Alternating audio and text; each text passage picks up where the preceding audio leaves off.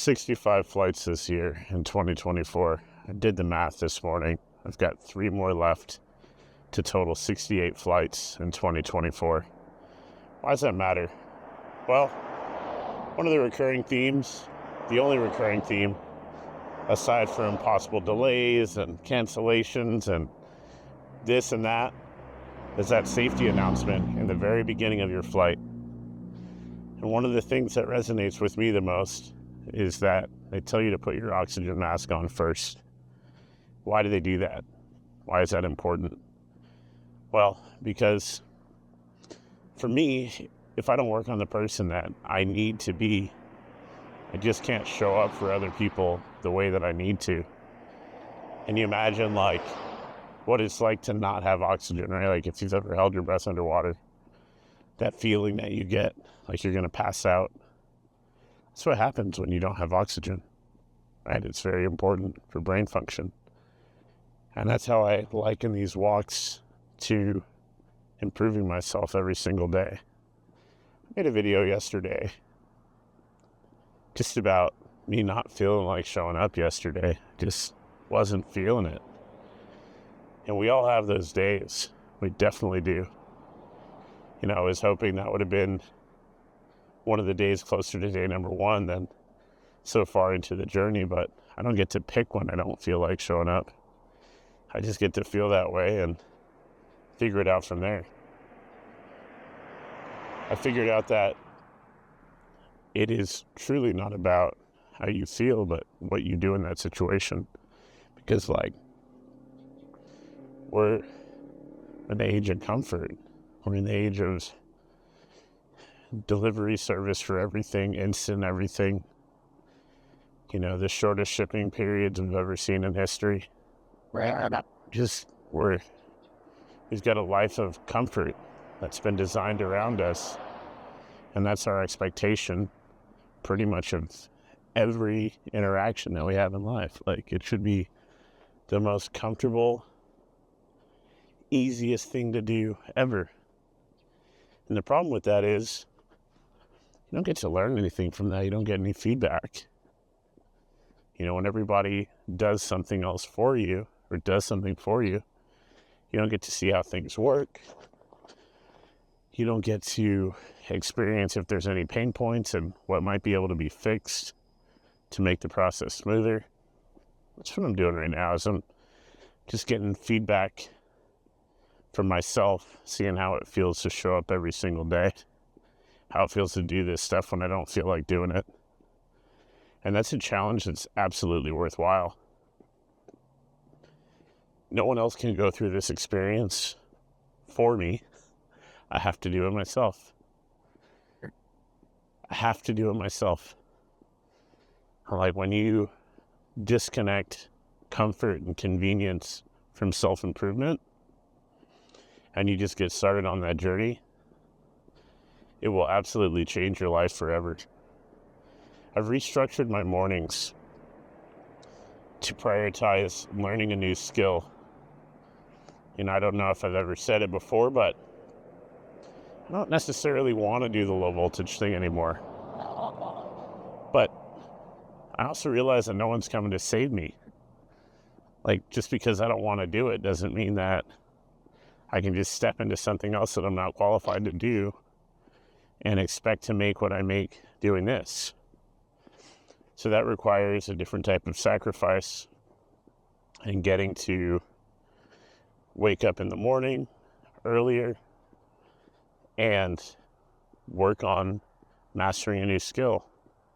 And I say mastering, I know it takes a lot of time and hours, but this is the beginning stages of mastering that skill.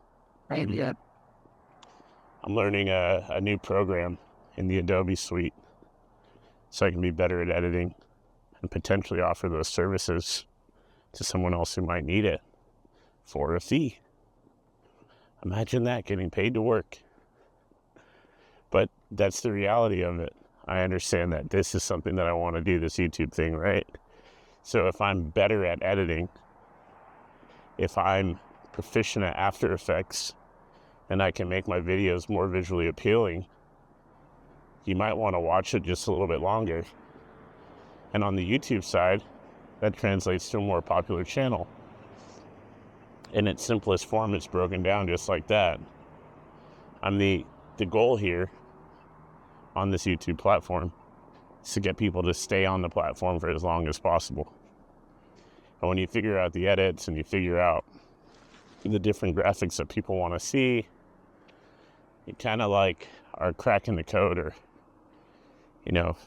unleashing that secret formula. And that's what I'm working on right now. I know that if I display the same type of consistency with learning this new skill and applying it every single day, every single morning, it won't be like a language that I learn and never use. It'll be something I use every single day. I'm grateful to have finally started using the equipment that I spent so much money on in the past that was just collecting dust, like this camera. And, the gear that I have on that I'm wearing to stay warm. I would just buy stuff in the past just because. A little retail therapy. But now I use my stuff and it's just so much more fulfilling. I'm looking forward to sharpening these skills and being able to display them, and you being able to say, wow, Brandon's video really hit home. And you being able to digest the entire video because it's got everything you need to keep your attention. It's like your favorite Netflix show. That's what my aim is going to be. And I'll get there. I absolutely will get there. And you'll be saying, man, I wonder when the next season's coming out. When is Brandon's next season dropping? That's what I'm going for. So yesterday, I had, on day number 189, 24,382 steps. And today I'm going to take you back to my studio so that I can go over my progress over the last 190 days. These 24,000 step days add up to a good amount of steps. I'll show you what my average has been over the last 190 days. Because I don't always just do 24,000 only.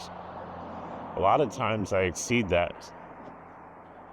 But when the weather sucks, sometimes I just don't feel like getting to 30 or 35 or 40 or even 50,000 steps. I just want to do the minimum and go home. And for me, in my mind, to be honest, it kind of sucks. I know it's 12 miles, and a lot of people are probably like, man, 12 miles is a lot.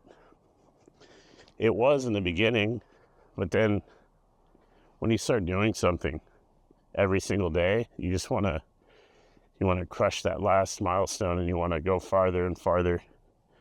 And that's the stage of life that I'm in. That's the chapter that I'm in. I know that, this is all going to add up to something fantastic. So I'll leave you right here on this sidewalk, and let's head over to my studio so I can just break down some of the numbers. All right, here we are in the studio. I wanted to share some steps numbers with you so you can see how things add up over time. So every day for the last 190 days, I walked a minimum of 24,000 steps or 12 miles each and every day. Lately, I've been closer to the 24,000 step mark due to the weather, but most of the time I do much more, especially when I'm out on the road. These steps, they work out to about 7.8 million steps over the last 52 weeks. It comes to a total of 3,944 miles, averaging about 10.5 miles each and every day. Now that's taking into consideration the first half of the year where I was not being consistent at all, and sometimes I would barely eclipse 100 miles for the entire month. To put that into perspective, most weeks I hit 100 to 120 miles, so it's about a quarter of the effort for the entire month. No bueno. But looking forward, I intend to keep the same daily goal of 24,000 steps until I reach the level of physicality that I desire. And from that point, I'll likely put in between 15 and 20,000 steps each day for maintenance. I'd like to say I appreciate each and every one of you that has been following along with me. I have a literal mountain to climb tomorrow on my birthday, and this time I'll definitely be bringing the proper shoes for the task. So until tomorrow, go out there and be great.